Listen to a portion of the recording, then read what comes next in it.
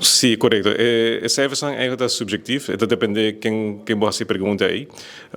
A nós na grens, dus na luchthaven, nós reparar que nós temos aumento de rendement, dus dependendo da nacionalidade. Nós temos risicovluchten, vamos pôr assim.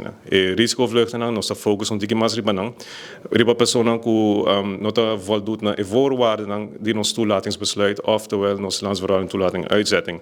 Se pessoa tem risicovluchten não está cumprir com o requisito, nós estamos mandando back eigenlijk a base de essay. Dus no cumprimento de requisito não para dentro da Aruba. De caso aqui se significa que nós temos que melhorar o sistema?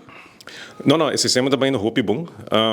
Nós está bezig te houden tegen eigenlijk aan de grens. Pero nós mensen que da cauteloso assim que na Aruba mes nós não cria pull factor que ta atrai mais de certa pessoa que ja eigenlijk que ta dentro da Aruba para fazer trabalho ilegal of para dentro e no buy back.